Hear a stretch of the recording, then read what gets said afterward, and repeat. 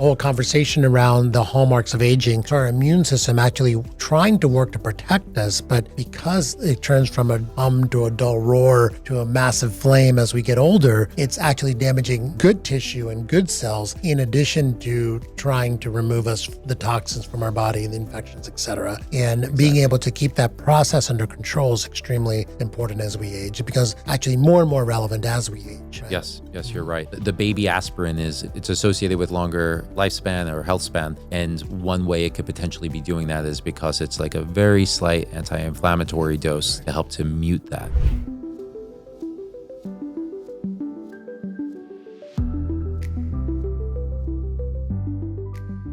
Chris, thank you so much for joining us here on the Extend podcast. Thanks for flying out here and making this happen. Oh, thank you, doctor. It's great. It's great to be here. Yeah, so, ever since I've met you, I've been very curious about what you do and you as a human, because you've really done kind of what I've been wanting to do for a long time, which is do a crazy deep dive into the hallmarks of aging and kind of what are the different aspects that we can modify of these hallmarks. And I'm really excited to have this conversation with you because you've done more of a deep dive than almost anyone I know. And it just seems like you have a really good handle on the hallmarks and kind of what affects them and in what direction. So I'm excited to have you. Thank you. It's fantastic to be here. I've been looking forward to this for a while. Right. And so just so the audience kind of knows your background and why you did all this, would you mind just saying kind of where you came from and what drove you to this longevity space? Sure. Yeah. So I grew up in Long Island, New York, and I while in high school, I was on a school trip in New York City, and I suddenly got very dizzy and nauseous. And it turned out it was because I was about to have a seizure. And I woke up after that seizure with blood all over my shirt because I had severed my tongue. And they rushed me to the emergency room, and it turned out that I had a larger than golf ball sized brain tumor. It was on my left temporal lobe. Wow. And they had to do immediate surgery. So they rushed me to NYU Medical Center, and within just a few days, they resected the tumor. And it was a life-changing experience for me in every sense of the word, right? So my perspective on life and what I wanted to get out of my life changed. I went from playing on the high school football team to writing poetry in a journal because I couldn't have contact sport anymore. I had so many emotions that I had to, sort through. How old were you? I was 16 years old. So basically a kid going through this. That's so traumatic at that age. It is. And it also made me aware of how delicate life really is. And so prior to that, I was already interested in health and nutrition and exercise. So starting from 12, my father helped me install a pull-up bar in my basement, and I did push-ups and pull-ups and started doing curls and stuff at a very young age. And I started to watch what I was eating as well. And so it came as that much more of a shock to me that I would suddenly be struck by a brain tumor when I was healthier, arguably, than almost all of my classmates. And so that's when my thinking about health really transformed. It went from this idea of health being the superficial side of health, which was playing sports well and looking good on the beach, to the real actual health, which is like the biology of our bodies, the cellular biology and organ health and so on, and essentially optimizing our biology to reduce the risk of disease and thereby also optimize ourselves here and now. So it's a future focus, but it has real world benefits today as well when you think in that longevity mindset. Absolutely. And it's such a great point, because I think a lot of people in general, not just high school students, which I'm actually very passionate about speaking to high school students about health, because I think there's this misconception that people have that health, as long as you look outwardly healthy, that internally you're also healthy. Right. And, that's basically all we knew for maybe hundreds of years of human civilization. We didn't really know a lot about biological health. And it's kind of, obviously, if you're outwardly healthy, there's a very high chance that you don't have chronic disease going on. But there's also a chance that biologically you are aging faster and there might be something else going on under the hood. And so, at Next Health, we see a lot of athletes come through. And I can tell you that the athletic lifestyle, not only does it lead to things such as metabolic disease, because they're eating just as much as they can to gain muscle and they're eating the wrong foods, but also because of overtraining, you're seeing a lot of inflammation as well. And sometimes, like you unfortunately experience as well, you see people with incidental findings that actually are very consequential, right? And so it's always good to look under the hood further, even if you do live a healthy lifestyle, supposedly, right? Yes, I'm glad you mentioned that because it's something I wanted to mention myself, which is this idea of more is better, which is not actually the case. And it took me a long time to realize this. So I was sometimes going to the gym twice a day, like this is going into my 20s, and thinking that exercising more, running more, lifting more, and so on is always better. And it wasn't until I'm 40 now, so it wasn't until I was in my like mid 30s that I came to realize that I was just doing too much. Right. And I needed to prioritize recovery, rest and recovery. And that is equally as important as the actual activity and exercise and so on. So to your point, excess inflammation and the long-term effects of that, and we'll talk later about the mechanisms of aging, and inflammaging is one of them. So this chronic inflammation, we want to avoid that as much as possible. And overdoing it is not your friend in that case. Yeah, that is so true. And you know, the more I attend conferences in longevity, I just went to a conference in New York with all the top longevity doctors in the country. This concept of homeostasis comes up a lot. You know, I think our body needs certain levels of stress because it makes our biology more resilient. However, when you push that too far, like to your point, overdoing it, your body just can't catch up. And so reaching that homeostasis is a key factor in all of our health routines, I think. Exactly. So what you're talking about is this concept of hormesis, right? Hormesis. So you want to have a certain amount of stress that our bodies come back more resilient, right? So an example on the topic of physical stress is exercise. Right. So if you can only lift 5 pounds 10 times, and you do that today, and you do that for a few days, in the future, you might be able to lift 5 pounds 11 times or 6 pounds 10 times, right? So you become a little bit stronger because while you're exercising, you're actually tearing some muscle fibers, and the body comes back and says, I need to repair these muscle fibers, but I should make them a little bit stronger next time so that they don't get beat up so much. And that's great when you're doing the right amount of stress. And by the way, it's not only exercise, it's even certain types of foods we eat. So certain antioxidants, for example, aren't actually antioxidants in and of themselves. They're actually these mild toxins. Right. Oftentimes we find them in plant-based foods, and people will point to them on the internet and say, you don't want to take this because it has a toxin in it. Well, oftentimes that toxin is actually a healthy toxin because it induces hormesis, where our body comes back stronger, and then it produces its own internal antioxidants like glutathione and superoxide dismutase and so on. So that's the key, is to make sure that you get the right amount of stress and you come back stronger and more resilient, and you don't have too little stress. You don't want to be like a snowflake, and you don't want too much stress where you come back weaker and inflamed. I'm so glad you mentioned this because it drives me nuts when I'm on Instagram and I see some wellness influencer like demonizing certain vegetables because they have these compounds in them, and like how these compounds are going to kill you. And the reality is we have evolved with these plants for millennia, and there's a reason that they're there. And there's a reason that our human biology is able to eat these plants and come out stronger later. And so even though these might be toxins that can protect the plant from their local environment, it doesn't mean that humans can't eat them and do better with these plants, right? Exactly. And when you look at the scientific studies of people who do eat those plants, like take, for example, the Mediterranean diet. Right. So you have all of this controversy over which diet is best, and it's almost like religion, and it's tied into politics as well. But putting all of that aside for a second, when you look at the best diet from many, many different studies, it's time and time again, it's the Mediterranean diet, right? And that Mediterranean diet has beans in it, for example, right? A lot of people say you shouldn't eat beans. So it has beans, although they are sprouted. So that is one step you can take. Right. They have lots of vegetables, and they have a moderate amount of protein and very low animal protein, a moderate amount of like fish, seafood, and so on. And when we look at that, we see that is what's important is to see that leads to the healthiest outcomes. So you can look at it under a microscope and look at it in a mechanistic way and say, theoretically, these are toxins that are going to be bad for us. But oftentimes, they actually end up being good for us. And a very quick example of that is we always think of free radicals as being bad for us, right? But when you exercise, your body produces free radicals. And if you take vitamin C or vitamin E, these healthy antioxidants, after a workout, you're going to counteract a lot of these free radicals.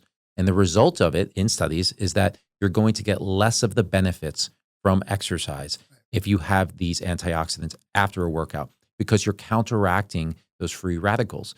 In this case, this specific case, the free radicals are signals to our bodies to come back stronger, the whole process of hormesis, right? So it's information that's being transmitted to our bodies in the form of the free radicals. So to throw it completely out and say you don't want any free radicals, it's more nuanced than that, as most things in life tend to be. Exactly. And another signal that points to the exact same conclusion that you came to there is with hyperbaric oxygen therapy, for example. If you go into hyperbaric oxygen therapy, a lot of the benefit comes from the free radicals that are formed after being in the chamber for a while. And if you take glutathione afterwards, you've basically negated the effect of getting in the chamber. So it's very nuanced, and there's different protocols in hyperbaric oxygen for different things that you're trying to go after. However, they are important. Now, we have glutathione and we have other free radical scavengers for a reason, and that's because sometimes we do get too much oxidative stress. And in those moments, it might be a good idea to take some of these, right? When do you think is a good idea to take things like vitamin C or glutathione or some of these other free radical oxidative stress kind of scavengers? Yeah, I think so. We need vitamin C, obviously, otherwise we'll have scurvy, right? So we need a certain amount of the vitamin C. I do have some vitamin C in a multivitamin that I take, but I intentionally take that multivitamin away from my workouts. So I work out in the morning and I'll have the multivitamin in the evening. So as long as there's enough hours separating it, you're still sending those signals to your body. Now, I don't know to what degree my athletic performance or my muscle growth might be slightly better if I timed it a little bit differently, but there's enough hours where I'm not going to deal with the details like that, right? If I was an Olympic athlete, maybe a different story, but I'm far from that. So it makes total sense. What about taking your multivitamin first thing in the morning before you work out? Is there still an effect that could potentially affect your gains afterwards? Yeah. So there's still like the half-life of the vitamin C. And also when it comes to vitamin E, believe it or not, studies have found, typically rodent studies, but have actually found that high levels of vitamin E can actually shorten lifespan, which is counterintuitive. And we don't know exactly why, but most likely it's because of the forms of vitamin E. So what you really want is like the mixed tocopherols and tocotrienols. You don't want a very simple form of vitamin E that you find in a typical cheap multivitamin, right? But back to your question, I would say I personally would try to space it out even more, because you have to look at the half-life of these molecules in your blood. And that's going to give you the answer as to how much is still in your blood while you're exercising and post-workout. And you can quickly and easily look that up on, I don't know it off the top of my head for vitamin C. It's probably different for the different forms of vitamin C, because you have ascorbic acid, which is commonly found in fruits, but then you've got fat-soluble forms and so on. So it's a little bit more technical, but I would personally just try to space it out even more. Yeah, no, that makes a lot of sense. So I want to turn the conversation now to the reason we have you on the show is to really focus in on anti-aging and longevity and the entire concept of that. But before I do that, I want to frame this conversation in that when we're talking about longevity and anti-aging, really, it gets a bad rap sometimes because it's like people assume that we're talking about trying to live to 250 years old. But reality is that what we're really trying to do is increase our health span, the amount of years that we spend feeling vibrant and feeling energetic and having the ability to move and think the way we want to. And through that, the side effect might be that we add more years to our life, which is great. I don't think there is a real magic bullet yet to add, decades and decades to our lifespan. And I want to get your opinion on that entire area of research. But just to frame the conversation a little bit, would you mind talking a little bit about the goals of some of the anti-aging and longevity work being done out there. Sure. Yeah. So it really depends on who you ask. So if you go to a longevity scientist who's really deep in the field, they will say longevity and the most important thing to study is the maximum species lifespan. So that's literally about lifespan and less so about health span. They'll look at health span in the study, but that's a secondary endpoint. Sure. The primary endpoint is lifespan. Mm-hmm. And so in humans, that is, I believe, 124 years. Right. Excuse me, 124 years. That's It's the last thing I read. Jean Calment from France. Right. And so the goal for these researchers and a lot of biotechs in the field is to extend lifespan even beyond that. Mm-hmm. But if you ask someone who's more pragmatically minded, like I am and like my company happens to be, we focus more on extending health span, to your point. Mm-hmm. And then we expect that by doing so, we're also extending lifespan as well. And I think that that's most important to the vast majority of us. Who wants to live to 150 years if they are, in a wheelchair, frail exactly, Right. exactly. And they're not cognitively sharp and so on, right? So we want to feel like the youngest version of ourselves at any given point in time. That's why at my company we say be younger for longer. Yes. That is our foundational goal. And but that's both, right? So being younger and for longer implies both the health span and the lifespan. So Right. In an ideal world, we are addressing both. Well said. And I think this space has advanced incredibly rapidly in the last 2 decades. First starting with the identification at a cellular level of what's causing aging. I had the opportunity to meet Dr. Elizabeth Blackburn at TED conference one year when she had first won the Nobel Prize or first written her book, I can't remember which one, about telomeres shortening. And that kind of set off this wave of research at a cellular level of why do people age? And we were talking a little bit earlier about the hallmarks of aging. Would you mind diving into what are the hallmarks of aging just globally? Like what is that concept and how has that kind of evolved over the last 2 decades and where we are now? Sure. So there was a scientific paper that came out just over 10 years ago. And this was an epiphany moment for me when I came across the study. So after my brain tumor, I was very interested in doing everything I could to try to avoid getting another one or any chronic condition for that matter. And so I was constantly on PubMed trying to get the questions answered, all of these questions I had about health answered directly from the scientific papers rather than through secondary sources. And I stumbled upon this paper called The Hallmarks of Aging. It was published in a prestigious journal known as Cell. And now it's looked at as a seminal piece in the longevity field. And it essentially broke down the biological reasons why we get older. So it's deconstructing the aging process and looking at everything on a cellular or molecular level that's happening within our bodies. And so at the time, there were 9 that were identified. Just last year, those original scientists, those authors, actually republished and added 3 more. So now there are 12 known mechanisms of aging. There will likely be additional added in the years to come. But we have a pretty firm understanding at this point as to why we are getting older. And then the question turns to, all right, if aging is the number one risk factor for disease, which it is, that includes cancer, heart disease, dementia, and glaucoma, and you go down the list of all of these different diseases. If aging is the number one risk factor and we're understanding the component parts of the aging process, what can we do to actually slow down the process? Right. And the most logical thing is to try to improve these mechanisms, slow down their degradation. And so to that point, we can talk about the mechanisms, specifically some of those mechanisms. Yes, please. But before we do that, I just want to kind of clarify a thought that I have in my mind about aging as related to chronic disease. So I think I grew up thinking chronic disease is what leads to aging. We start getting Alzheimer's, we start losing cognitive function, and then that leads to Alzheimer's, which then causes aging. And then we potentially, get cholesterol buildup in our arteries, and that causes heart attacks, which is a symptom of aging. Yep. But it's really the opposite kind of thought that I've kind of come to in the last few years, where aging is what is causing us to undergo neurodegeneration, cardiovascular effects, et cetera. And I think that's an important fact, because if we are to look at aging scientifically, and we are to address aging from a cellular level, we can potentially avoid chronic disease as well. Yes, 100%.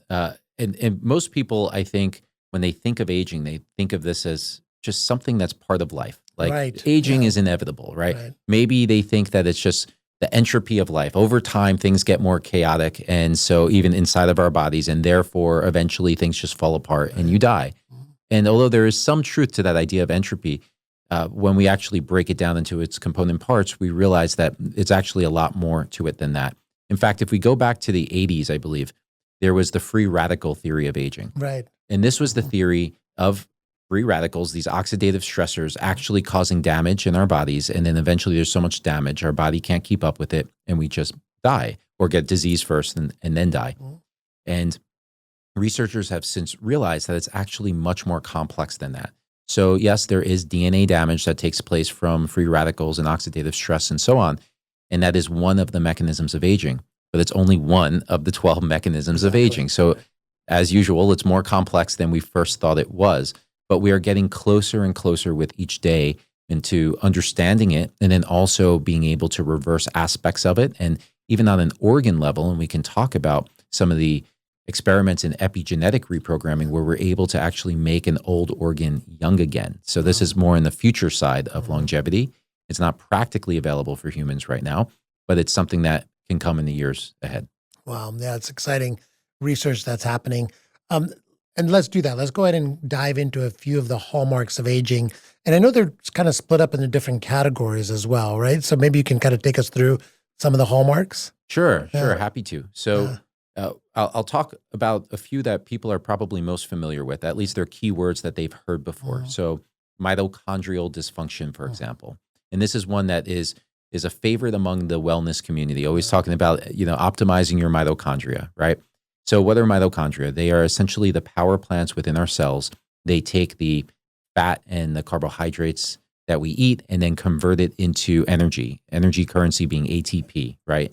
Through a process known as the Krebs cycle, which we might talk about again later. And as we age, we have fewer mitochondria, and those mitochondria are not as effective at generating energy anymore. And the result is, it's not simply energy. We typically think of energy as like the ability to exercise or think, and that is like the downstream effect of it. But cells have all different functions within our bodies. Some of them are immune cells, some are detoxification, and so on. So when you have less energy, you're going to do your job a little bit less well.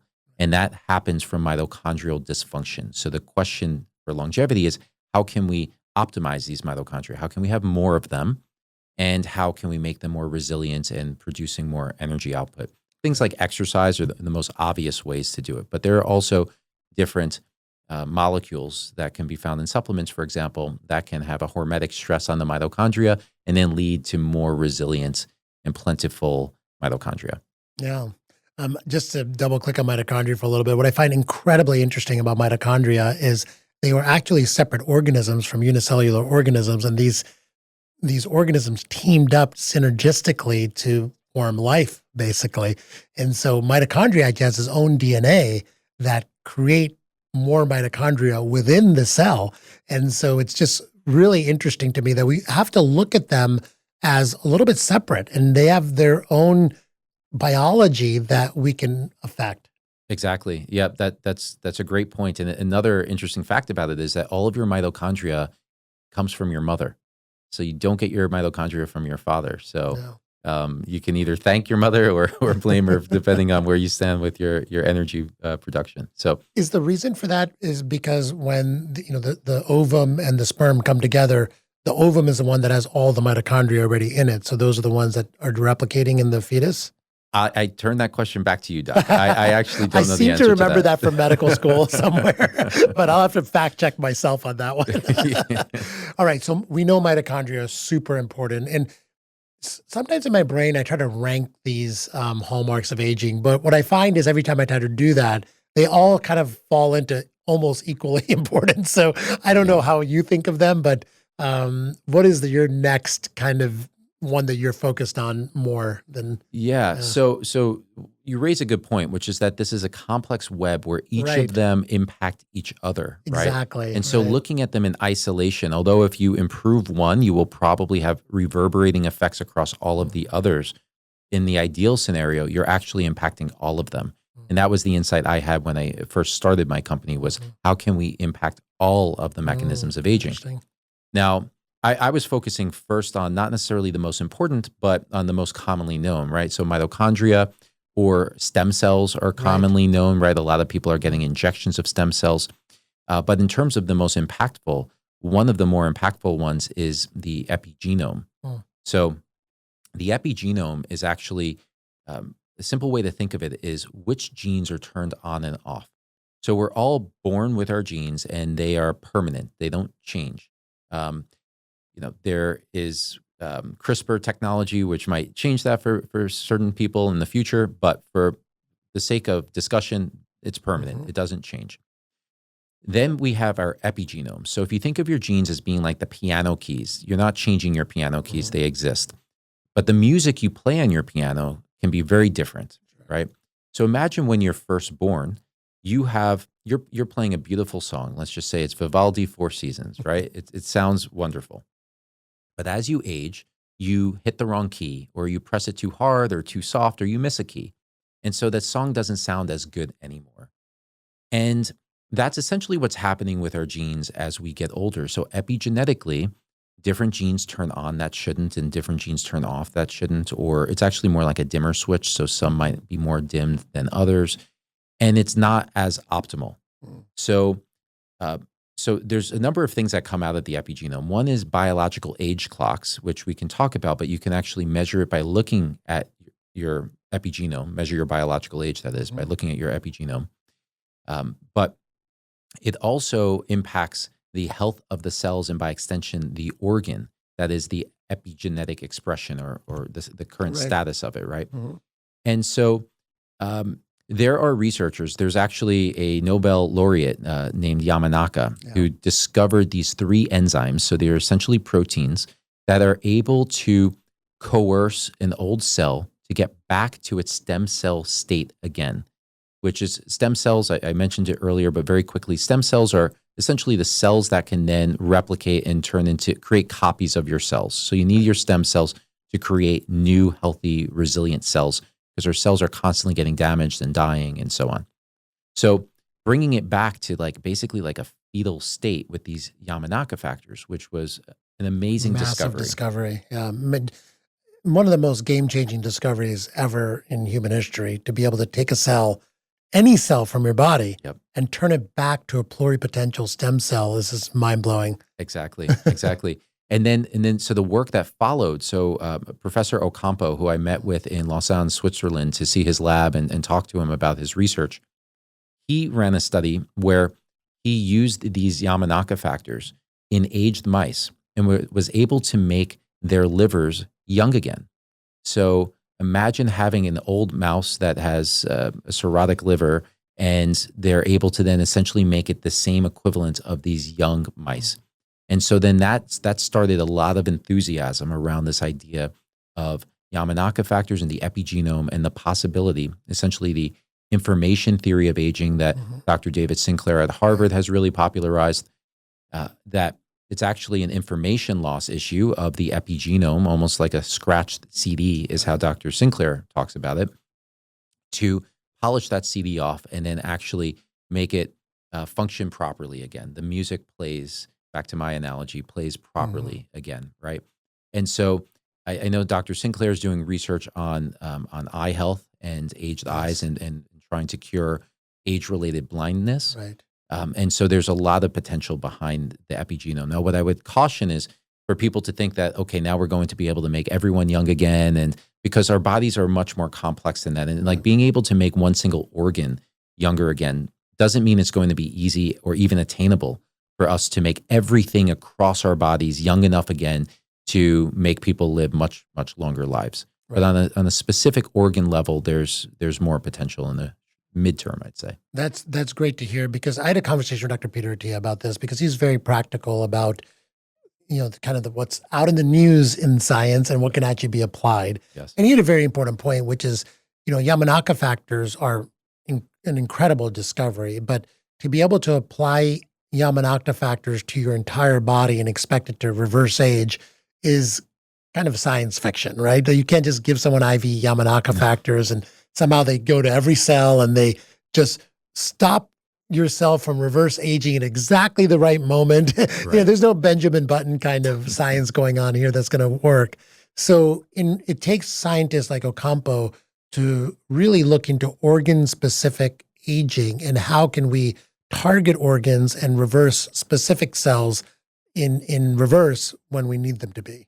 And so my question to you is, how is he applying those cells to the livers of these mice, and how is he controlling that reverse aging process? Do you have any insight into that? I believe that they were injected Directly to the liver. Directly into the liver. And also what's important is to decide which of the Yamanaka factors. So there are 3, but there are only 2 that are needed to be used. And what was found is that if you used all 3, it might bring the cell back to too young of a state. And a concern becomes that either they lose their identity, they have an identity crisis, right? Or actually the cells can actually become cancerous and turn into tumors. So it's not this very simple approach of taking Yamanaka factors, to your point, like drinking it or injecting it and suddenly get an IV infusion and suddenly become young again. It's a lot more complicated than that. And looking at it on an organ-specific basis, even the specific Yamanaka factors, the ratios of them, maybe there are other enzymes that can have another additive effect or modulating effect so that it doesn't go over the top.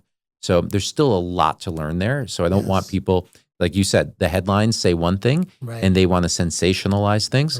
We're a while away from it being practically relevant for most of us, but it's also still something to be very excited about and hopeful for the future. Yeah, I think the excitement for me comes from the true understanding that these things can do these, at least even in vitro. And we have the ability now to research on pluripotential stem cells, whereas prior it was very difficult to get these stem cells to even do research on. Yeah, you're right. I mean, you're reminding me when I was in college, I was planning to start a business to bank stem cells from, at the time, it was just discovered by an NIH scientist, Dr. Song-Tao Shi, I remember acutely, in deciduous incisors, which are teeth. So it's the technical term for teeth. And formerly, or prior to that, companies were banking it from umbilical cord blood. And this was much more convenient. And so I was planning to launch this business to basically bank baby teeth, only to then hear about the discovery of the ability to coerce cells to become pluripotent again. I was like, this business is going to be, outdated in no time. And that was just my, being a naive college student and not realizing how long it takes for this to roll out. And now there are plenty of businesses that are banking the baby teeth. Yeah, exactly. It's so funny. We touched on methylation as one of the hallmarks of aging, and I know we're going to come back to that when we have a discussion around biological age clocks. But I would like to go through some more of the hallmarks. Sure. You mentioned stem cells, and stem cell exhaustion is one of the hallmarks. And are there ways that you've seen to counteract stem cell exhaustion? Yeah. So just to clarify, when you say methylation, that's specifically the epigenetic approach, right? Yes, exactly. So the methylation is like the process that takes place for the epigenome, just in case a listener didn't catch that. Stem cells, yes. So as I mentioned, stem cells are important because they are making replicas of our cells. And we can only make so many replicas. So there's something known as the Hayflick limit.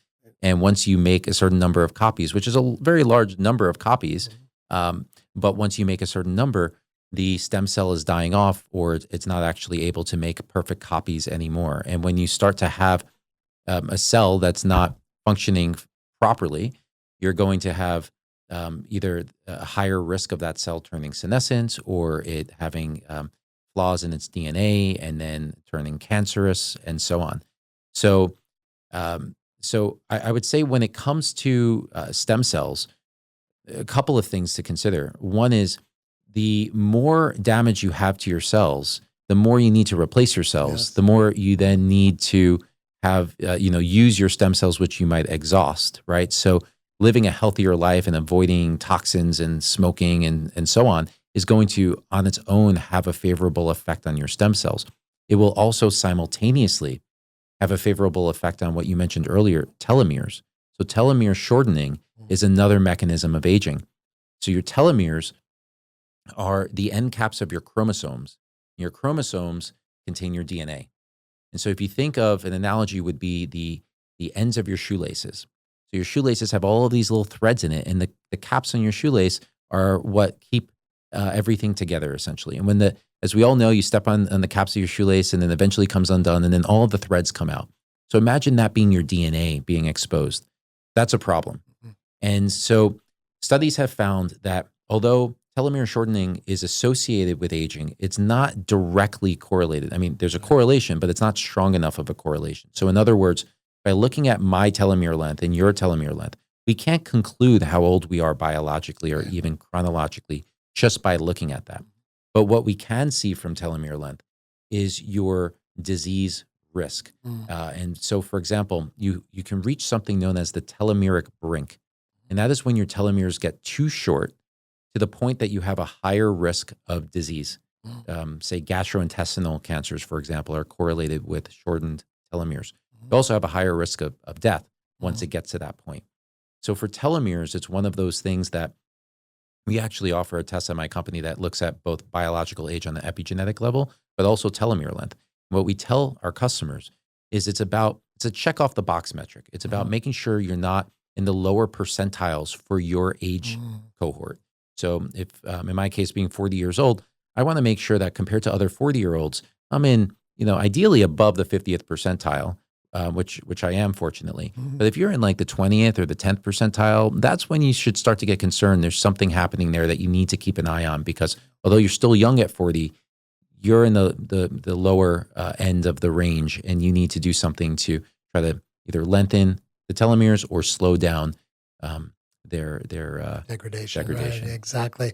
And that brings up the next topic, which is another hallmark, which is senescence and cellular senescence. So would you define that for us and just kind of give us your take on that topic? Sure. So senescent cells are becoming more popular. You're seeing, influencers on the web talk about senescent cells, and they'll oftentimes call them zombie cells. Yeah. The reason they call them zombie cells is because these cells are not really alive, performing their function. Right. They're actually in this semi-dead state, but not completely dead, to the point that they're actually secreting a inflammatory molecule. Senescent associated secretory phenotype is what it's known as, or SASP, an SASP. And so this is actually, the SASP is actually causing damage to nearby cells and increasing inflammation, increasing the risk that they turn senescent, and so on. And that's part of the reason why senescent cells, as we age, they go up exponentially. All of these mechanisms actually increase exponentially. But part of the reason is the SASP is impacting nearby cells and thereby turning them into senescent cells. Senescent cells are one of the reasons why our skin wrinkles as we age, one of the reasons why our arteries stiffen, along with glycation, for example. And so we want to do what we can to either prevent senescent cells first and foremost, or reduce their spread, essentially preventing, or in some cases try to destroy those senescent cells. But we need to exercise caution, because there's actually some recent research that finds that there might be some beneficial protective effects of the senescent cells. And the verdict is still out. We don't know for sure exactly in what cases they're providing a benefit versus not. Now, overall, I will say that senescent cells, you want to eliminate them for the most part, but we don't fully know. Now, one of the things that senescent cells does that's protective, actually, is it can take our bodies can take a cancerous cell and turn it senescent. Now, ideally, the immune system is identifying a cancerous cell and just destroying that cell and using autophagy to basically digest it and then recycle its parts. But sometimes it flies under the radar, and for one reason or another, it turns senescent. So there's a reason why it exists. Even when women give birth, there's a large number of senescent cells that form from the birthing process. So when you scab your knee, there's senescent cells that accumulate around there. So there is some sort of purpose. But then the question is, For how long do you need them? And do we want to eventually get rid of them because of the damaging effects that they can have? Yeah. And it's, it's really tied into this whole concept of hormesis again, where, I think doing certain activities like long-term fasting can also help you clear senescent cells, right? Yes, Yeah. you're right. You're right. And to that point, scientists are also working on creating substances known as senolytics. Right. So seno for senescence and lytic for lysis, like cutting or removing, destroying the senescent cells.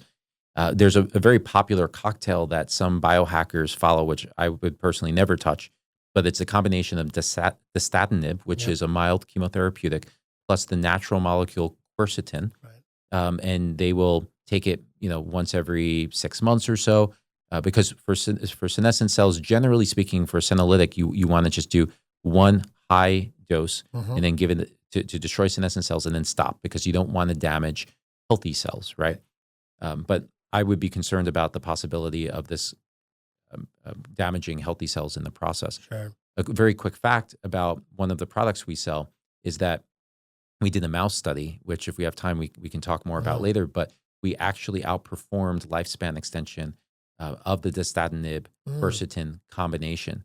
So this is something that has been already shown to extend lifespan in mice, and it's considered one of the most high-tech things. And our natural formulation that you can take over the counter has actually outperformed that. Oh, interesting. I'd love to dive into more of those compounds here in a bit, but I want to just finish up the whole conversation around the hallmarks of aging. We haven't touched on nutrient sensing pathways yet, and I'd love to hear your take on, well, first an explanation, because you're so eloquent about explaining these hallmarks. I want to hear how you explain nutrient sensing pathways and the degradation of those over time, and how does that happen, and how can we use lifestyle interventions to potentially help turn that process around? Sure. So, so what you're talking about are some common terms that people may have heard of, popularized by people like, for example, Dr. Peter Attia, who you mentioned earlier, is mTOR, for example, or AMP kinase, right? So let's start. We'll stick with those two to keep it simple. So mTOR is a growth pathway. So when you consume proteins, for example, and to some degree carbohydrates as well, you are stimulating the mTOR pathway, which is that of growth. So we want to create new cells, essentially. And that sounds great at first, but we actually don't want to always be creating new cells. Right. And when we live in modern society where we are in a constantly fed state, we never have, periods of famine. And whereas historically we did, right, and all animals go periods where they're not eating, right? We don't really have that anymore. So mTOR is always engaged. And I mentioned earlier, like, for example, with stem cells and telomeres, if you're always replicating cells, that can actually have a negative effect. Right. So one of the reasons why fasting is actually good for you, also the prescription drug that's popular, rapamycin, which has a lot of scientific research around its ability to extend lifespan across many animal species. Everyone that has been studied in actually has extended lifespan, is because it mutes or down regulates the mTOR pathway. Sure. And so that is something that's correlated with longer lifespans, right, is reducing the mTOR. Now, AMP kinase, on the other hand, is a pathway that's associated with like nutrient starvation. Yes. So when you exercise, for example, your muscle cells, they need more nutrients. And so they will exhibit AMP kinase or they will stimulate that pathway. When you fast, you're actually reducing your levels of reducing your levels of nutrients, but then your AMP kinase is stimulated. Right. And this is also associated with longer lifespans and better health spans. So that's the combination of these two are a good reason why fasting, for example, is going to have favorable effects on your health. You're reducing the mTOR and you're increasing the AMP kinase, both of which are associated with better health. Right. Now, you asked why is our body's ability to sense these degraded over time? And there are multiple reasons for it, but a couple are, for example, and now this is getting into two more mechanisms of aging. Yes. One is intercellular communication. So our cells are all communicating with each other. And as we age, they're not able to communicate with each other quite as well as they were before. And as a result, the signals that should be sent across the cells of whether mTOR or AMP kinase are kind of muted. They are not able to communicate through this vast network of cells that we have in our bodies, right? There's a lot of intelligence within our bodies, crazy amount of intelligence in our bodies that we don't fully even comprehend. Right. And so that's that intracellular communication. Then there's also something known as loss of proteostasis. Right. And proteostasis is, so in the word proteo is proteins. Proteins, they're these chains of amino acids, and they need to fold in a certain way. And that shape then gives it the ability to essentially signal to different cells throughout our bodies how to behave, how to act. And as we age, we're not able to fold those proteins quite as well anymore. And the result is these proteins aren't stimulating when they should, and that's part of that communication issue. And then they're also sometimes getting stuck like outside of the cell or inside of the cell, and they're accumulating. So those are the first that come to mind in terms of the possible explanations for the nutrient sensing pathways. Yeah.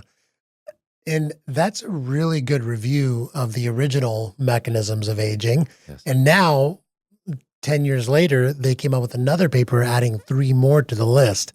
And I'd love for you to just kind of run me through those real quick. Sure. Yeah. Sure.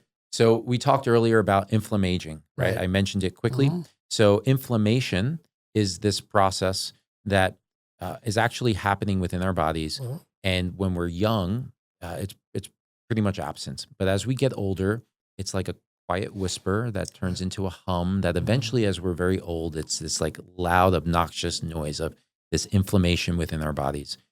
And that inflammation is causing damage.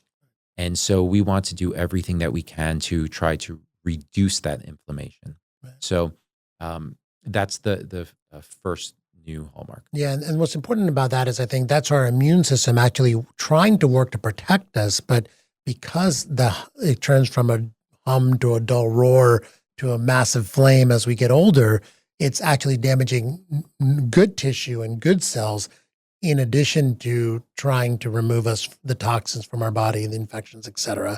And being able to keep that process under control is extremely important as we age. It becomes actually more and more relevant as we age. Exactly. Right. Yes, Mm-hmm. You're right. The baby aspirin is one of the, it's associated with longer lifespan or health span. And one way it could potentially be doing that is because it's like a very slight anti-inflammatory dose to help to mute that. Exactly. Yeah. And so inflammation is one of them. And what are the other 2 that they've recently identified? Sure. So the next is disabled macroautophagy or a reduction in autophagy. Mm-hmm. So autophagy is a process, again, largely based on the immune system that is essentially looking for cells that are old and not performing their function well and basically digesting them and recycling their parts. And so this is important in case, for example, we mentioned earlier, there's a cancerous cell or the cell is not performing its job well. So the body needs to recycle that. Autophagy goes up significantly when you fast or you calorically restrict. You have more autophagy that takes place. And so that's like a cellular cleanup process, which is very important for us. But as we get older, our immune systems aren't as strong as they were. They're not as good at identifying the cells or even the threats on an immune system level, and removing them. And so that's something that happens as we get older, reduction in the autophagy. Got it. And autophagy, I mean, you hear about autophagy a lot with biohackers trying to stimulate autophagy, and there's different molecules that can do that as well. And there are different things you can do just in your wellness routine to stimulate autophagy. And once we get through the last of these hallmarks of aging, I'd really love to talk to you about what are things that people can do to affect all of these hallmarks. So what's the last one? And then we'll touch on the things that we can do. Yeah, sure. So the last one is microbiome dysbiosis. Yes. Mm-hmm. So our microbiomes, everyone is hearing about our microbiomes over the past, say, 10 years or so. It's become more and more popular. It's actually a field that is pretty new, so it's far more complicated than people maybe initially thought. And so there's a lot more research we need to do to fully understand our microbiomes. It's like an entire universe in our guts. And so it's incredibly complex. But as we age, our microbiomes, they become less diverse. So we have fewer bacterial species. And the species that we do have are not as ideal. Some of them are, for example, associated with inflammation. There are certain species that are associated with longer health spans and lifespans. So, for example, centenarians have higher levels of Akkermansia probiotic species, but it's something that's relatively new. But a lot of things actually happen from our guts. We have 7 gut organ axes, right? So we have our gut brain axis, our gut heart axis, our gut liver, gut skin, and so on. And so the things happening in our gut can affect many different organs and how we feel and how we function and so on. So it's an area of like great excitement for researchers to be better understanding to what degree this universe of species within us are actually impacting the full body, the full organism. Absolutely. I mean, the gut, relatively until recently, it's been kind of hidden inside of us, both, metaphorically and in science. And now this incredible burst of research around the microbiome has just been so illuminating to doctors, especially as to how much the gut really impacts our brain, our heart, all the different 7 gut axes that you mentioned. It's just so exciting because now we can truly affect other organ systems through modifications in our gut microbiome, which is massive, right? Because and what's really massive about that is it's different. What's really massive about that is that the therapeutics that can be developed through gut microbiome manipulation can be safer and much more effective than actual pharmaceuticals. Exactly. Right? Yes. There's a tremendous amount of potential behind it. It's just we're at the beginning. We're at the early stages of it. Of course, there's things like fecal microbiota transplants, and people see improvements in many different issues, whether it be IBS or body fat reduction and so on. But we're just getting started, really. Yeah, it's really incredible to see kind of the science kind of blossom in this. But to your point, we are at the very beginnings of this. And so, whenever there's new science out, everyone jumps on the bandwagon and tries to sell you every probiotic and, diet that they can, really without much knowledge of what's really going on in the microbiome, because we just don't have the knowledge right now. There's so much more that needs to be done. So people need to be careful. Exactly. Yeah. So, for example, taking probiotics, it doesn't really change your microbiome, right? So acutely, like for the day that you took it, it might have a small effect, but even then, it's so few CFUs, the colony forming units, right? Like the amount is so small that it has it's like a drop in the bucket. And so that's not to say all probiotics in all instances. There are cases where, they can be helpful for people, but there's still a lot to be learned about how we can actually have those probiotic strains live and flourish within our guts and for the specific outcomes that we're looking at, whether that be cognitive or skin health and so on and so forth. Right. And what I really love about going through these hallmarks with you is it really frames the discussion and it serves as a framework really for the overall discussion of aging. And if I were ever to teach a high school biology course, which is actually a dream of mine, is to add a chapter in a high school biology book on health and wellness, I would use this hallmarks of aging structure to frame the entire discussion around the molecules and the lifestyle interventions that you can do to truly affect your health. And so when you go through this list, in your mind, how do you think about how people can affect all of these factors through lifestyle interventions? What are the big things that people can do to really modify all of these at the same time? Yeah, great question. So it's predominantly our lifestyles, right? So we mentioned earlier the idea of our genes and then our epigenome and so on, right? Most people, when they think of aging and health, they think their genes are responsible for their health outcomes. But researchers have found that it's really only 10 to 20% your genes, and it's actually predominantly your lifestyle and your environment in terms of the air you breathe and the things your eyes see and so on.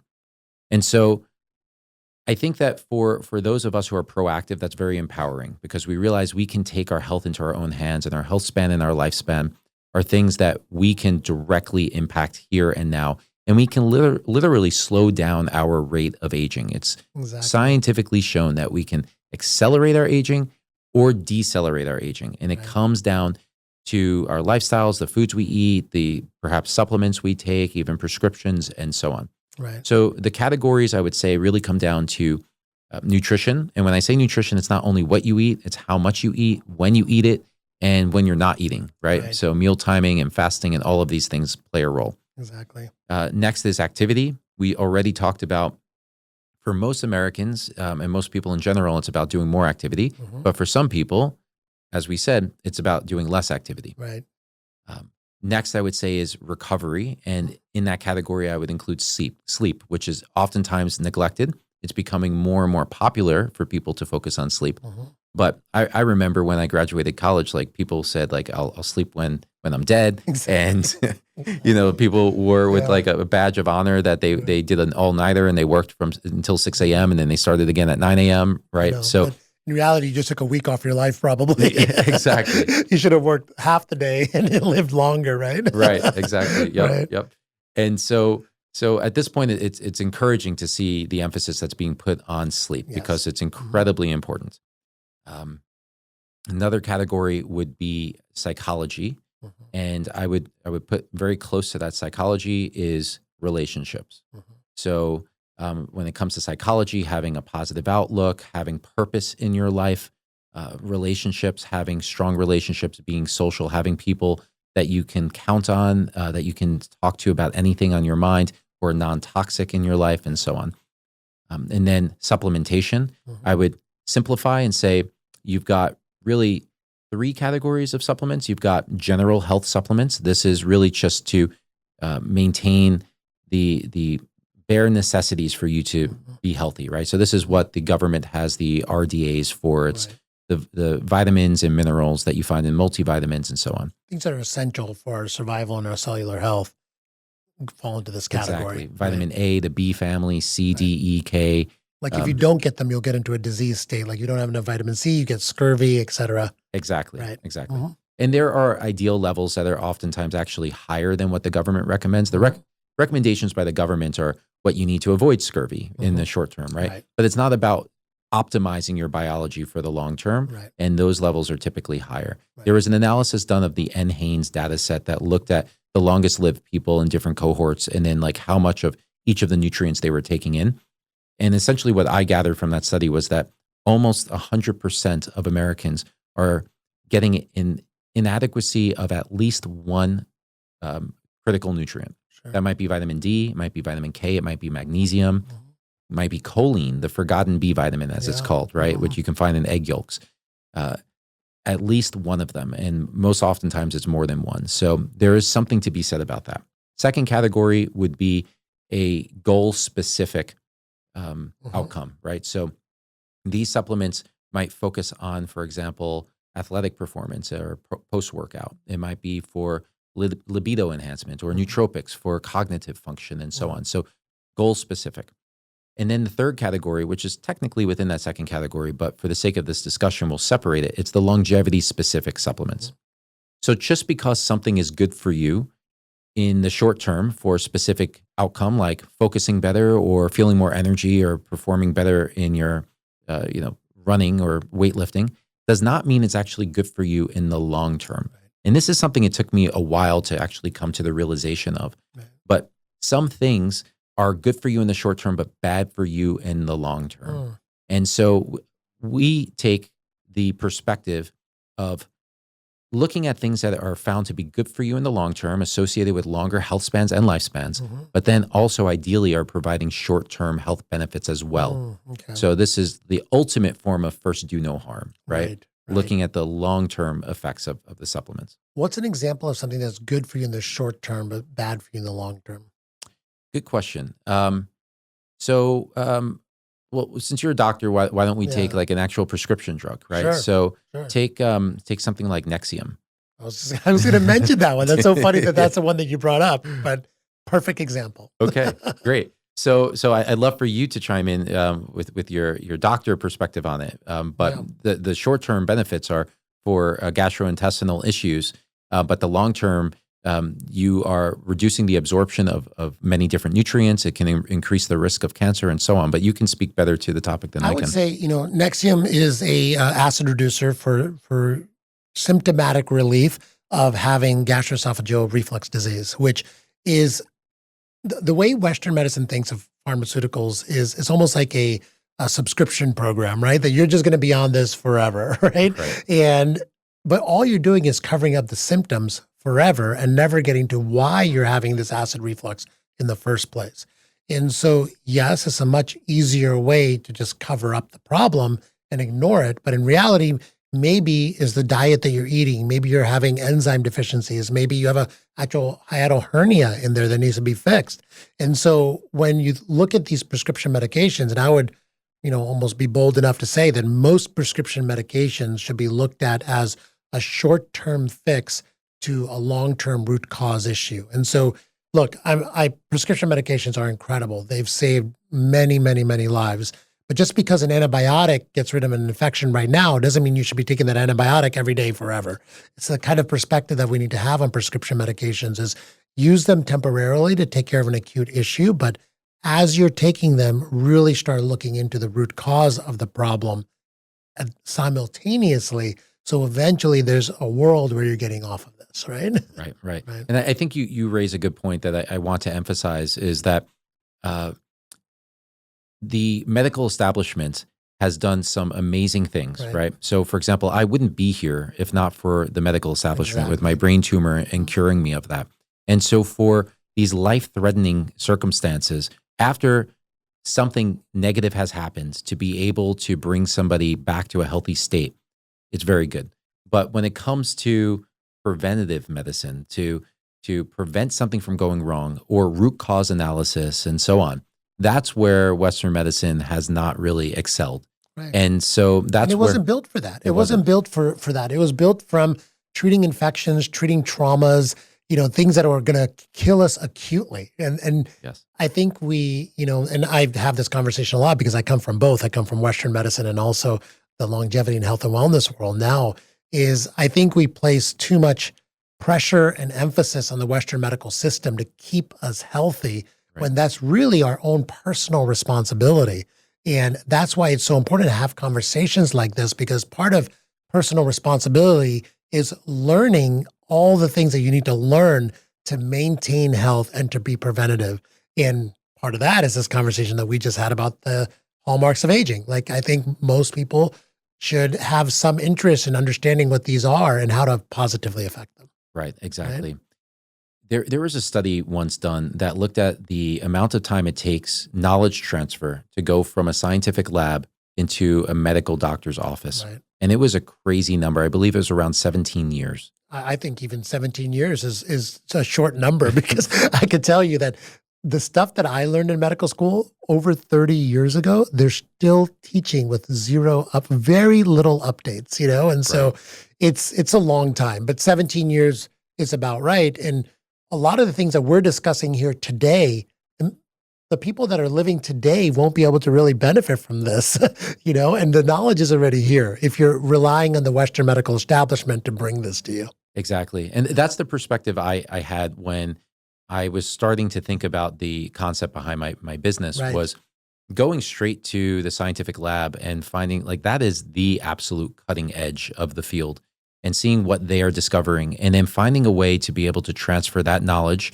and those insights and actual practical therapies, if you will, from that lab directly to the consumer. Because I realized that there's no way that we're going to be able to get the medical establishment to move quickly enough. Now, I will say at the same time that it is encouraging to see how many medical practitioners are now taking it upon themselves to go above and beyond. I mean, you're a case in point example of that, right? There's more and more that are doing that. And I think it's growing momentum. And the rate at which people are able to share information now through podcasts and through the internet just in general, and the fact that doctors, yes, they are human as well, and they are also on these different networks and they're learning as well, I think that that's going to actually reduce that 17 or 30 year time horizon into something shorter, but probably still not short enough. I'm really, to your point, I'm encouraged by the kind of groundswell of people in my profession, physicians, and also other professions really taking it upon themselves to understand this space, which is why I super appreciate you being on here to provide that knowledge to us. But I do think, in my opinion, that the Western medical system, the disease care system, the trauma care system is incredibly important. It saved your life, it saved my life as well. It needs to be there and it will always be there. But there's a new system developing, one focused on health, wellness, longevity, health span, that I think will run in parallel to this. And people will need to be participating in both of those, right? And so that's what I'm really excited about seeing happening right now in this moment that we're in today. Dr. Mark Hyman always says, people are sick and tired of being sick and tired. So people are taking it upon themselves to learn and to participate and do these N of 1 experiments with supplements, with their lifestyle to see what works for them. I think that's what's really important too, that people are monitoring their biomarkers, using things like wearables. I think we both have Oura rings and Apple Watches on. We're in the same camp here. Yep. To see what's positively and negatively affecting them. And it's a really incredible time we're living in. It really is. What I would say in terms of a concern / a sense of urgency is also trying to make this more accessible and achievable for everyone. Absolutely. Because what we see is that, we're well-to-do people in the United States and we care about our health. And so we have the budgets to be able to afford this and the knowledge and the education and the social networks with our friend groups and so on. But what about everyone else? And I feel like there's this bifurcation of the United States and the world in general, where you've got the very healthy that they tend to aggregate in big cities that are a little bit more superficial, like New York and Miami and Los Angeles and so on. And then you have everyone else who's not really paying attention to it and they're not really into it. And those are the people who are suffering the most. Mm-hmm. And so then the question turns to, if that's the case, how do we get them more interested? How do we use human psychology for like incentivization to get people more interested in making a change in their health, a change in their life, and so on? Something that I'm very passionate about. It's something I'm trying to do with Novos. We founded it as a public benefit corporation specifically for that reason. We create products that are, we believe, addictive in the sense of their taste, so that when you have a choice of an unhealthy sweet, for example, or a super healthy one, you can choose ours. So it's the small using the powers of taste for good instead of negative, like the ultra processed food industry. Exactly. Right? So these are small steps that we're taking. We have a free mobile app called Novos Life, which, to your question before about lifestyle, this will give people personalized recommendations for what they can do. I love that. It also has a free biological age test that's created by AI. A professor at University of Washington, Dr. Sue-In Lee, along with Dr. Matt Kaberlein, a big name in the longevity research field, co-authored the paper, and we imported their work into the app. And then we also have a chatbot that is trained on longevity data and your personal information. And as a public benefit corporation, we make all of this free for anyone in the world to be able to access. Wow. So we could easily charge for it, but we want to do what we can to try to get more and more people interested and aware that most of the things you can do to slow down your aging don't cost you a cent. And when it comes to fasting, you'll even save money because you have less food that you're eating, right? So it is something that can be economically accessible to people. We just need to find a way to do it. That's incredible work that you're doing. And it's so great that you're putting this out there at no cost for people. I can't wait to download the app. I think, is this the app that you also have the skin age calculator on? So that's separate, but we're actually integrating it into the app very soon. Okay. So Novos Life will soon have face age. Right. So face age is something that you can find on our website. If you go to novoslabs.com/faceage, it's an AI technology that's trained on millions of people's photographs. And we're able to tell you how young or old you look right now.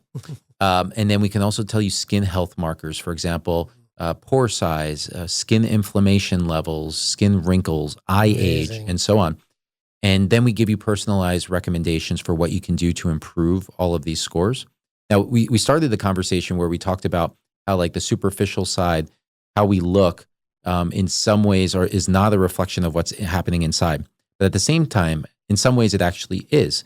And there was a study done called the Dunedin study that looked at people from, I believe, 5 years old until now. They're, I think, 56 years old now, and over 1,000 people in New Zealand.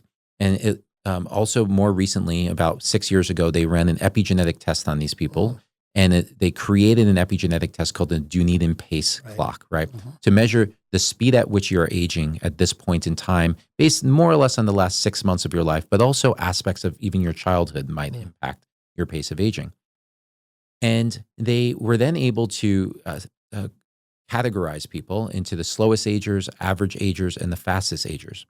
Then they used computer software to merge the faces of the 10 slowest agers, 10 average agers, and the 10 fastest agers for both males and females.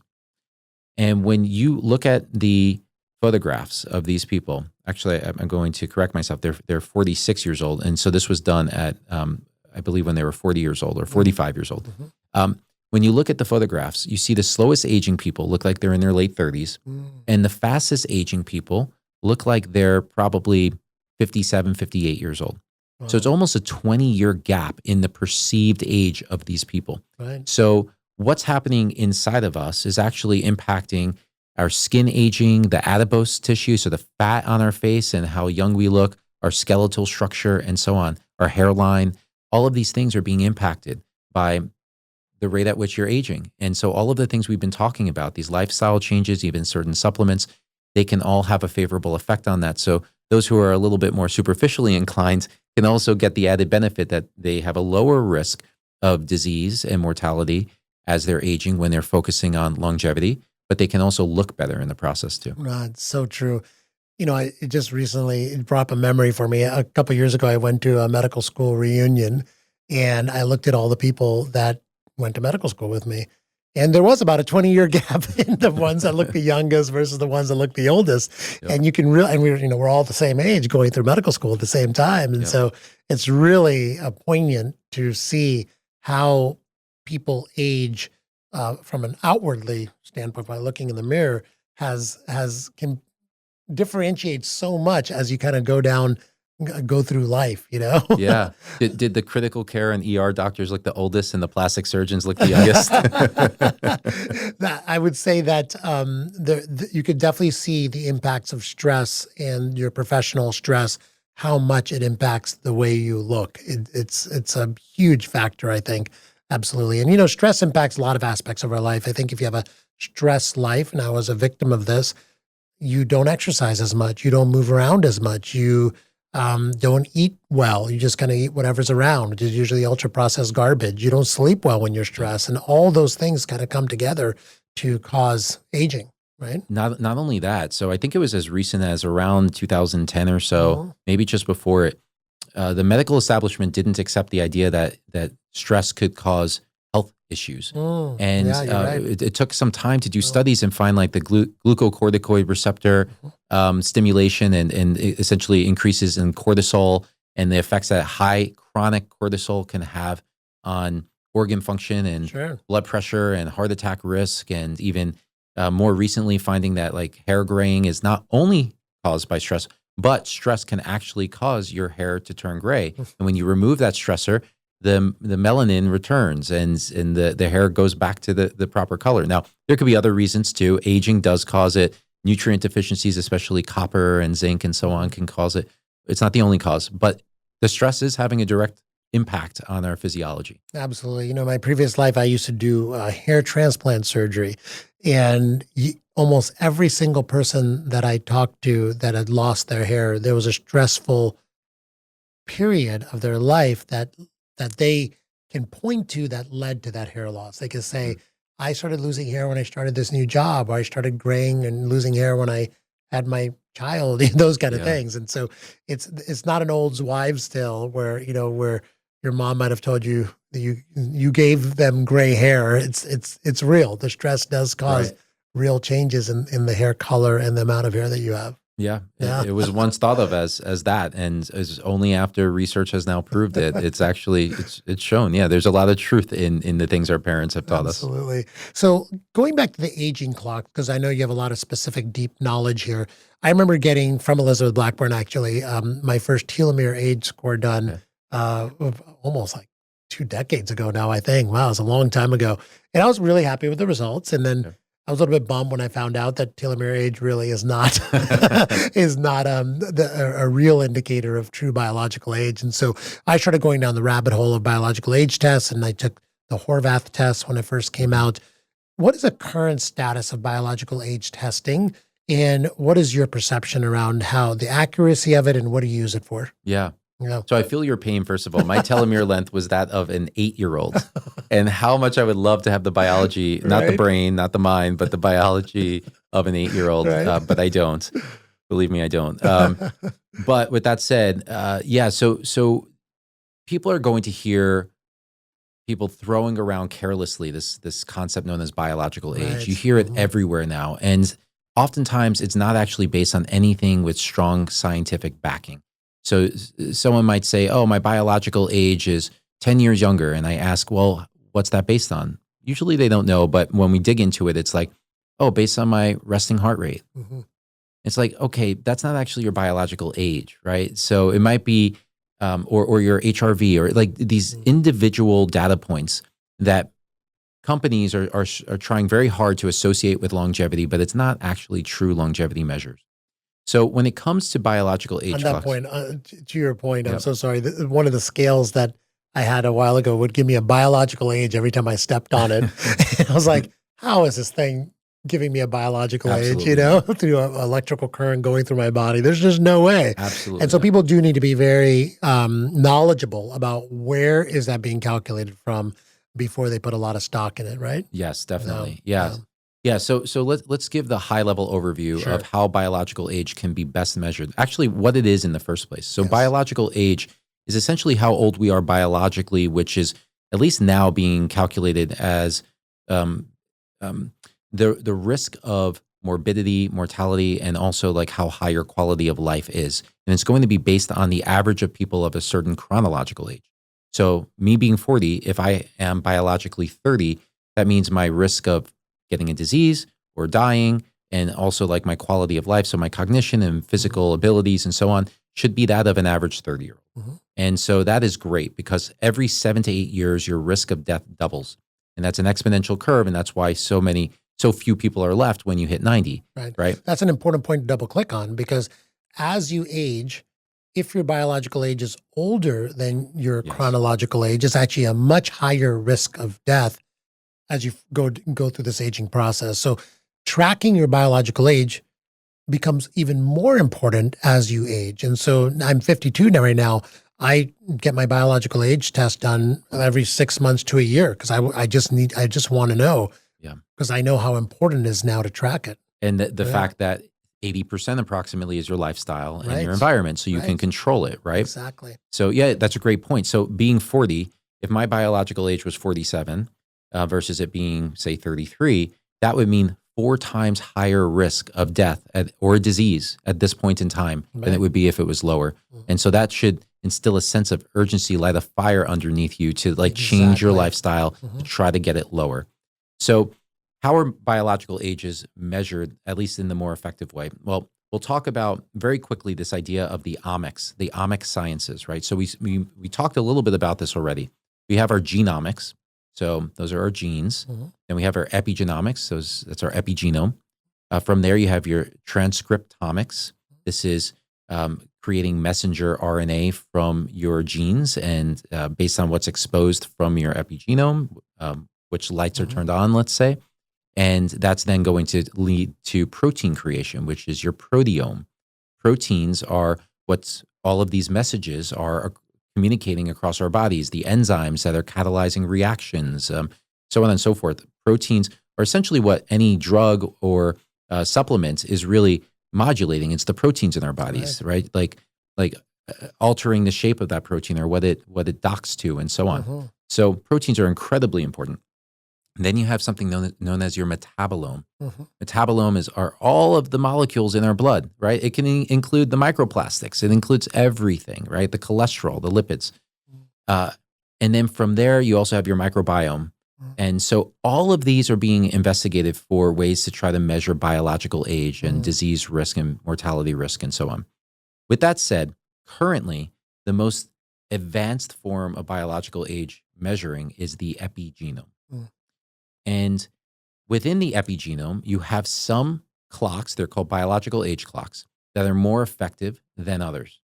So you mentioned the Horvath clock. The Horvath clock was the first biological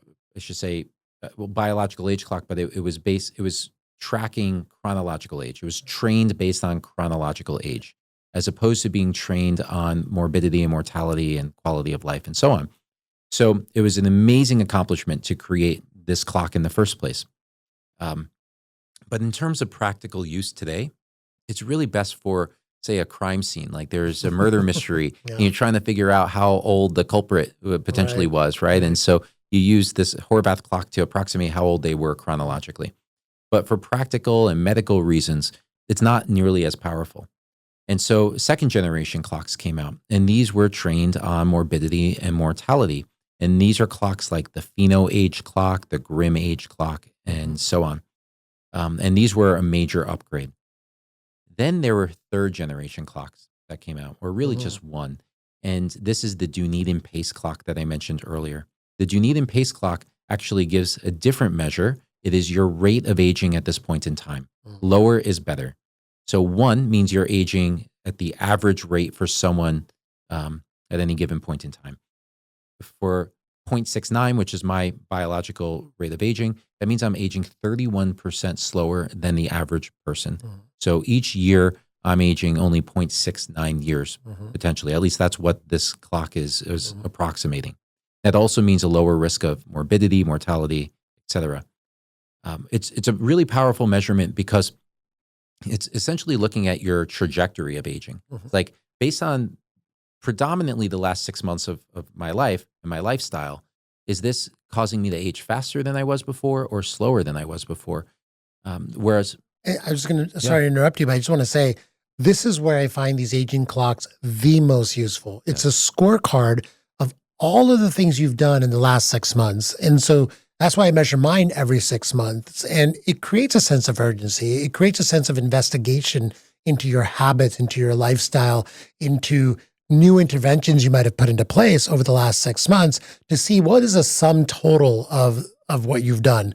If your pace of aging goes down, you did something right. You need to keep doing that, whatever you did in the last 6 months. But if it goes up, really it's time to turn your attention to your health again and your overall habits. And so I think it's so important and critical to highlight this as more of a scorecard rather than anything that you should look at as being a scorecard for yourself rather than anything you should look at as a kind of like a detrimental thing that your pace of aging is so high and now you're just a bad human being. You know, it's really, and to that point, I think it's also very important to do these on a consistent schedule, right? And so if you can afford to do these every 6 months, I think it's a good pace of doing these. Yes. Do you agree with that? I do agree. I look at it as a North Star metric. Right, it's one single metric that tells you if overall the aggregate of everything you've been doing is actually good for you and it's leading to a better potential health outcome, or if it's not so good for you.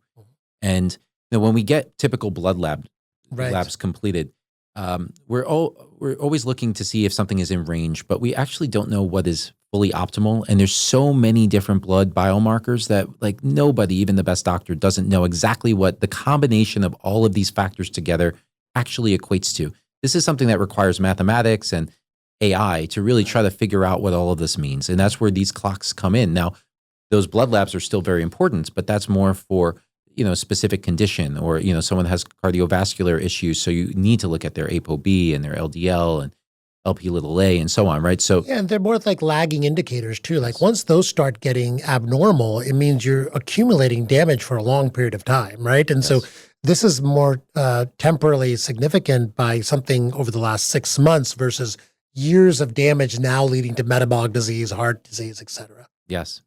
I couldn't say it better myself. Yeah. Yep. So I'm really excited about these aging clocks because, and you provide an aging clock as well, and you were saying you do this in partnership with True Diagnostic Laboratories. Is that correct? Yeah. So we're partnered with them, but we offer a different customer experience. Okay. I would say True excels with working with doctors directly. We excel working with consumers and making very consumer-friendly products. Mm-hmm. And the price point is also more affordable, what we offer. So we've got, for example, the pace of aging. So we can tell you how fast or slow you're aging. We have the Symphony Age clock integrated, which would be the newest clock coming out of Yale University that will tell you your biological age. But even more interesting, I think, is organ-specific ages. And because, overall, as a whole body, I might be in my late 20s biologically. That's what many tests have come out to for me. But what about my liver or my heart? Or maybe there's a specific organ that's lagging the others, and that one I should focus more on.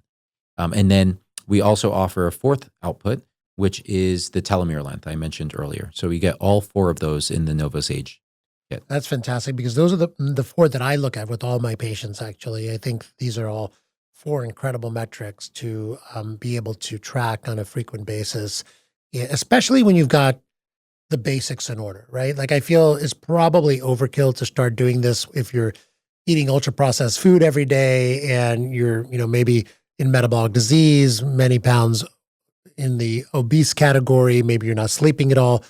What I try to recommend to our patients that come is let's clean up all of that first, right? And then we're going to start doing a deeper dive into things like biological age and even utilizing supplements that can affect biological age, right? Sure, yeah. Yeah, it is great to see the baseline, at least for motivation. If someone is very unhealthy and seeing that they're aging like 1.2, 20% faster than the average person. And that's a good point. It does. It's good to see where you're at the first moment of going through a health journey, because it's also very motivating when you put things in place, because guaranteed this will come down a lot by doing the basics right. Right, exactly. Yeah, you can go a very long way with your biological aging, just getting those basics, like reducing your body weight, eating healthier diets, sleeping better, being more physically active. Yeah, you can go theoretically from 1.2 to 0.9 in a year's time, which is a tremendous change. Absolutely. So I do want to now talk about also, like, say you're at 0.9, you want to get to 0.7, right? You're doing all the things, but what are some of the compounds that can potentially push you over the edge of even getting slower biological aging? And, when I think about this, I also think about our conversation about science then becoming mainstream, and it takes a long time. And a really good example of that is the interventions testing program run by the NIH, right? And so for those of you who don't know, the intervention testing program is an NIH program where they're actually testing different interventions on specific population of mice in 2 different laboratories. Is that correct? 3 different laboratories. yes. Amazing. And I mean, as far as validated mouse studies goes, this is one of the best, right? Yes. And maybe you can talk about the program, some of the interventions, and what your thoughts are around them.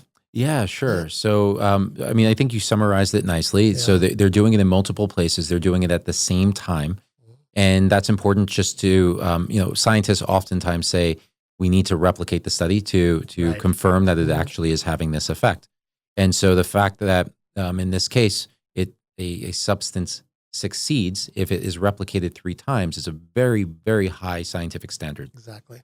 And so I will caution to say that simply because it doesn't succeed doesn't mean that it isn't actually having a favorable effect.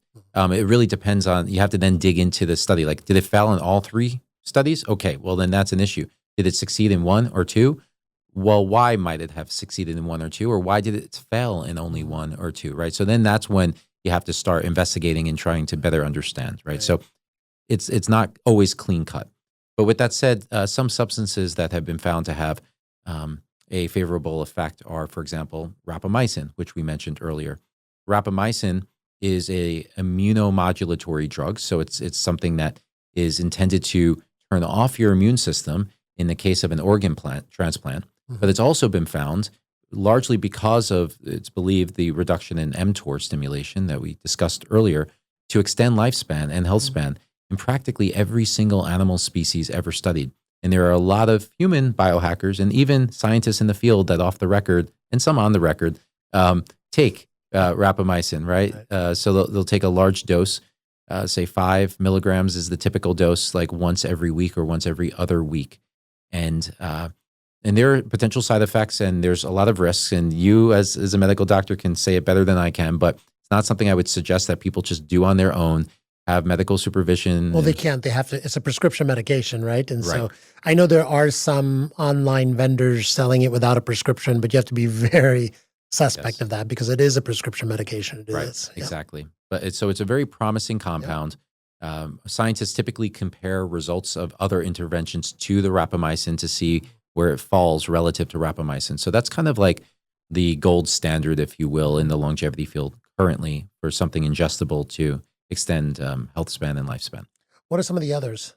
So one that's actually commonly taken, and most people don't even know that it has this effect when they're taking it, is astaxanthin. So astaxanthin is an over-the-counter supplement. It's something that causes shrimp to be pink and salmon to be pink. Oftentimes, it's actually even added as a food additive to make farmed salmon artificially look more pink than it actually is. Ironically, this is like one case where it could actually be health promoting, right? It's not like a negative chemical. Ironic, right? It's a positive chemical this time. Most food colorings are very bad for you. Yep. I'm sure they were not thinking that, like, oh, let's use a healthy compound, but it just so happens to be a very healthy compound. I believe it's a carotenoid family. It oftentimes finds itself in your skin tissue, for example. It's been studied for things like improvements in athletic performance, but also improvements in skin health. Potentially, I can't make this claim like officially, but a lot of anecdotes, people say that from sun exposure, it can reduce the damage and reduce the risk of getting a sunburn and more likely to tan as a result of it. And again, the carotenoids are these antioxidants that sit in your skin and they're protective. So, but it's also been shown in the ITP to extend lifespan in the mice. So that's a very accessible compound. 17 beta, is it 17 beta or 17 alpha? 17 beta estradiol. Yeah. I forgot to, so we'll look it up and put it in the show notes. But I'm pretty sure it is beta. I know the Greek character, but I think that's beta. So 17 beta estradiol. It's a hormone. It's a feminine hormone, being in the estrogen family, but it's actually not a feminizing hormone, so to speak. That's also been shown to extend lifespan. I'm very proud that the mouse study that we ran on one of our products actually outperformed that, as well as the dastatinib that I mentioned, and every other supplement ever studied, we have outperformed in terms of extending aged mouse lifespan. So including nicotinamide riboside, NR, which is very popular. Right. So both every supplement as well as many of these most advanced interventions that are being done in the scientific laboratory, many of them, even TERT genetic therapy, we outperformed. So so I mean, I'd love to dive a little bit more into the substances that you've found that move the needle and have outperformed even some of the interventions in ITP. Can you talk about some of those a little bit? Yeah. So I'll talk about the individual ingredients. Yeah. But what I'll also emphasize is what's perhaps even more important is the effect that the combinations of ingredients can have. Professor Brian Kennedy at National University of Singapore, he's a world-renowned longevity researcher. He has spoken about many times at different events about how in his research he finds that when you take one healthy longevity ingredient and you add another healthy longevity ingredient, you would think they would be additive. More often than not, they actually exhibit the same effect or actually even a worse effect. And in a few cases, it actually has a negative effect on the lifespan or health span of the animal.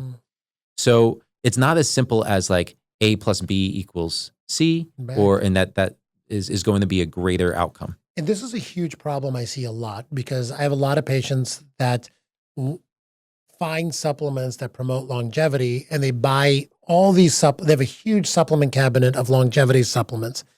And the fact is that a lot of these, when given simultaneously, can, like you said, either counteract each other or actually cause a negative effect. And testing them together, it's incredibly important on your own biological age, but also in the laboratory before you start combining random ingredients. Yeah, exactly. I think it's just overall, it's an overly simplistic comprehension of Exactly. biology. There's actually a very well-known longevity influencer that is very popular. I won't say by name, but one of the things that he does is restrict caloric intake. So he's hypocaloric, has a low calorie intake, but then also takes hormone therapies like TRT, and I believe at some point HGH. And so that's testosterone replacement therapy and human growth hormone.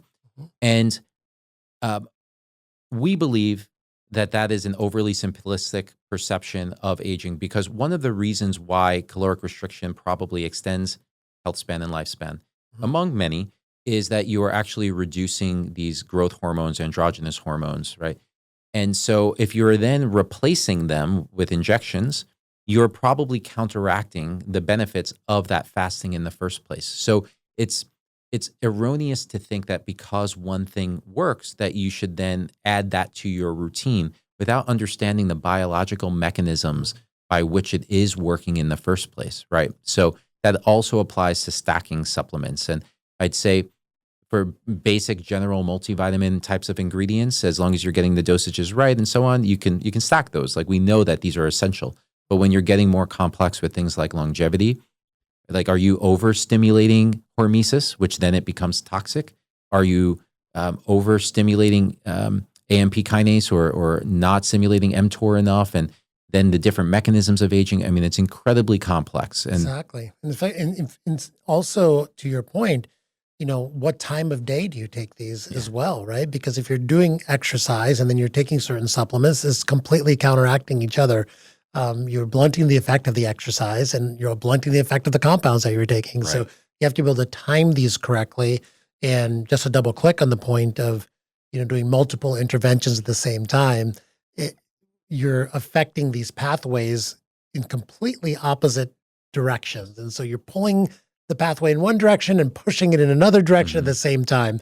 And this further emphasizes why people need to understand some of these pathways like mTOR, because certain interventions can push it or pull it, and you have to at least temporarily or time-wise separate those interventions.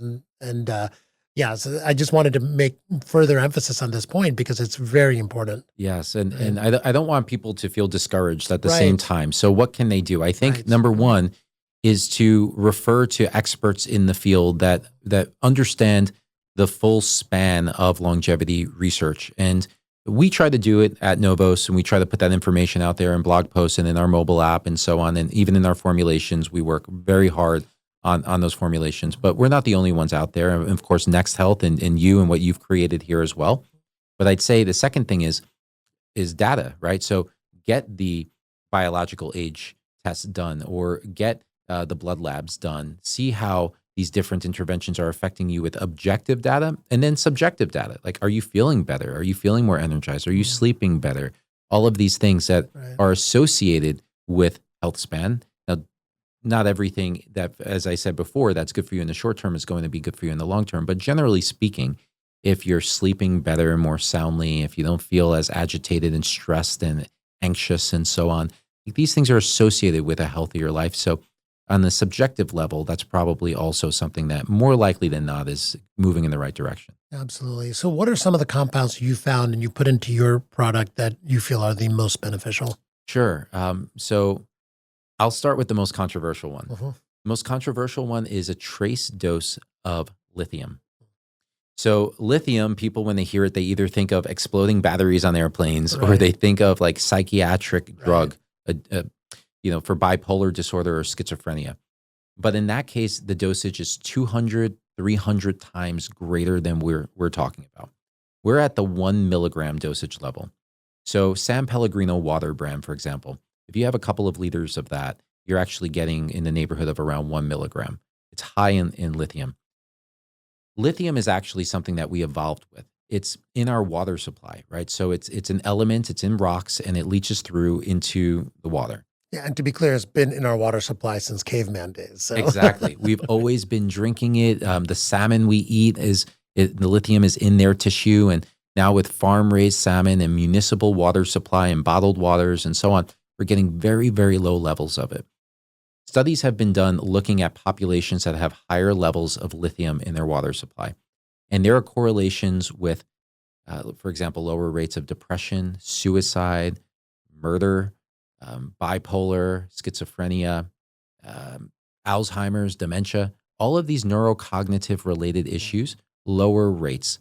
Some scientists have even gone as far as saying that it should be considered a vitamin or a mineral, an essential mineral, to integrate into the water supply to get people drinking more of it again. It has favorable effects on the epigenome, which we talked about earlier. It has, again, these cognitive benefits. So we included that in our formula at the 1 milligram level. So Great. very small, but high enough level to be associated with these positive effects. Great. What are the next couple that you have incorporated that you believe in? Yeah, let's talk about pterostilbene. This is also not controversial, but it brings up a controversy, which is resveratrol. Right. So resveratrol is an ingredient that Dr. David Sinclair, who we mentioned earlier for the Yamanaka factors at Harvard, he wrote the book Lifespan, the New York Times bestseller. He has popularized resveratrol, but a lot of people are critical of that. And they don't think that resveratrol does quite what it has been worked up to be. Specifically, there haven't really been replicated studies to show lifespan extending effects of resveratrol. Also, the dosage is incredibly high. And then in the mice that have been studied, where there was an effect from Dr. Sinclair's lab, it was in obese mice. So it wasn't a normal, healthy mouse. And pterostilbene, on the other hand, so resveratrol comes from grapes and it's in red wine. That's part of the reason it's famous. Pterostilbene is found in blueberries. And it's a very similar molecule. It just has 3 methyl groups attached. So it actually has a better oral bioavailability. So when you ingest it, you absorb a lot more of it. And it has a much longer half-life in the blood. So it sticks around in our blood and it can exhibit its effects even longer. And scientific studies have fantastic results from it. In fact, David Sinclair's former lab supervisor, Dr. Leonard Garanti at MIT, suggests pterostilbene over resveratrol. So that's another ingredient that we have in our formula. Calcium alpha-ketoglutarate is a very powerful ingredient. Alpha-ketoglutarate is something that's in our bodies. It's part of the Krebs cycle. Levels decline as we age. And the calcium form specifically was found at Brian Kennedy's lab in Singapore to have a favorable effect on mouse lifespan as well as on epigenetic age. So not other forms. There's like arginine alpha-ketoglutarate, which bodybuilders oftentimes take, but the calcium form specifically. We don't know exactly why, but presumably, or a hypothesis, is that it's something to do with the rate of absorption. Slows down the absorption, which turns out to actually be a good thing in this case. And so it extended mouse lifespan, but it also, in humans, was associated with a lower biological age as measured by the epigenome. So that's something that we have a hefty dose of 1,100 milligrams in one packet of our flagship product, Novos Core. Fisetin. Fisetin is found in strawberries. And it was looked at as being a senolytic. So something that would destroy the senescent cells that we mentioned earlier. Well, recent research has found that it actually doesn't exhibit that effect. But we're very happy with its inclusion because we've done a couple of studies actually at different labs which have found really great benefits of our combined formula, largely because fisetin is in it, but the effects of all of the other ingredients combined. So this is the synergy. So I'll give you 2 examples. One is on the senescence side of things. So at Newcastle University, they looked at human senescent cells. I believe it was in keratinocytes. So these are skin cells, and looked at the effects that our product, Novos Core, could have on those senescent cells. And we were able to reduce the size of those senescent cells by approximately 50%, which was at the same order of magnitude, approximately, as the prescription drug rapamycin. The second study was done at at the Salk Institute here in California. Dr. Pamela Maher, who advises us, she ran a study with a prescription R&D drug. It's not yet out for the public. It's still being studied, that specifically targets this process known as oxytocin ferroptosis. And it's an inflammatory process. It's associated with Alzheimer's, dementia, as well as certain types of cancer, and compared the Fisetin to that drug, and then also compared our combined formula to that drug. And Fisetin performed well, but our combined formula performed 50% as well, 50% in between the Fisetin and that prescription drug. So significantly more powerful by combining the ingredients. And the other ingredients are not known as senolytic. Right. And so it's this combination, the combinatorial effects that we are seeing having this really great effect in the in vitro studies, as well as the in vivo mouse study that we did, and even a human case study where we showed 3/4 of the people that took our product for 6 months reduced their pace of aging by the equivalent of 1 month per year. So imagine like 1 free month of life per year is how we like to think of it. Right. And then the quarter that did not slow down, they also didn't speed up. So you would expect in this group, there would have been some people whose pace of aging should have sped up, like lifestyle stressors, not living as healthy as they were, and so on, but they didn't. So that leaves us hopeful that the effects of our formula are actually protecting those people, and those who are maintaining their healthy lifestyles are actually slowing down their pace. That's a case study, and we have a clinical trial that's underway right now. So exciting. Yeah. Well, I'm personally so excited for all the research that you're doing and to see what you come up with next. You're doing incredible work, and I really appreciate all of your knowledge for our listeners and to come on our show. It's really important for people to know this information, and I know we kind of got a lot of very sciencey at some points. However, I think this is important science because it can really affect our health, and it's accessible for people, even for free through things like your app. So it's really important stuff, and I thank you for doing this with us. Thank you. I really appreciate being here. For anyone who's interested in learning more, there's novoslabs.com. We're on social as Novos Labs. Then I have a blog, slowmyage.com, where I post my results, my lifestyle, and just my perspective on the field in general. And I'm also on social media, especially Instagram and X, as Slow My Age. Yeah, I've learned a lot from the Slow My Age blog, so thank you for doing that. Thank you. What are you most excited about coming up? Oh, wow. We have a lot of great things happening within our company. So we were just recently accepted into the Longevity Biotech Association. It's run by Dr. Nir Barzilai. He's a prominent researcher in the field at Albert Einstein. And we're the only direct-to-consumer, we're the only over-the-counter formula company in that group. Everything else is this advanced biotech. And the reason we're inducted into it is because of, number one, the meticulous science that we follow, working with the best scientists in the world to validate our products and to help us formulate.